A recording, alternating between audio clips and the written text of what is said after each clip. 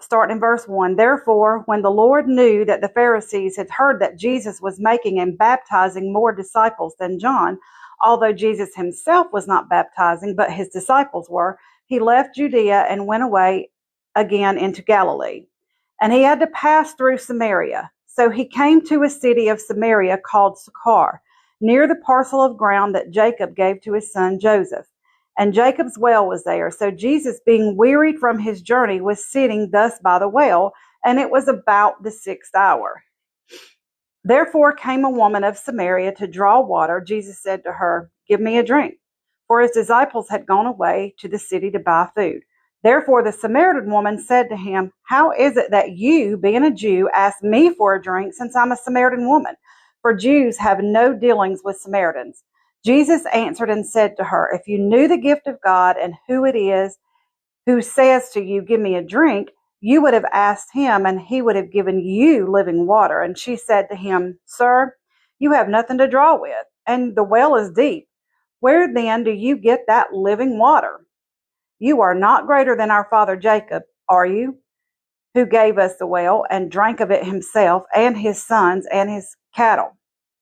Jesus answered and said to her, "Everyone who drinks of this water will thirst again, but whoever drinks of the water that I will give him shall never thirst again. But the water that I will give him will become in him a well of water springing up to eternal life."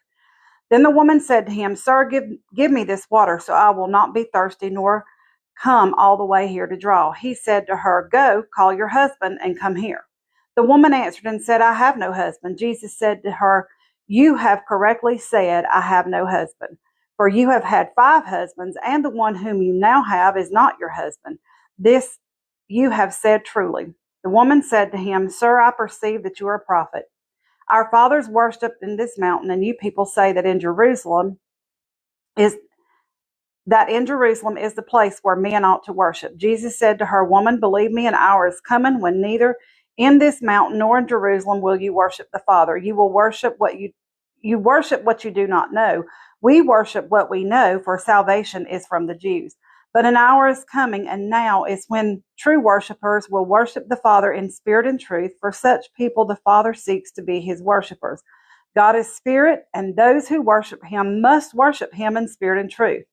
The woman said to him, "I know that Messiah is coming, he who is called the Christ.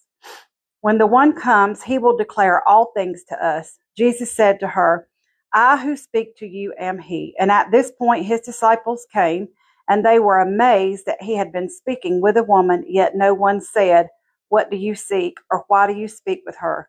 So the woman left her water pot and went into the city and said to the men, "Come and see a man who told me all the things I have done. This is not the Christ, is it?" So I know that's a lot, but we're gonna kind of break it down.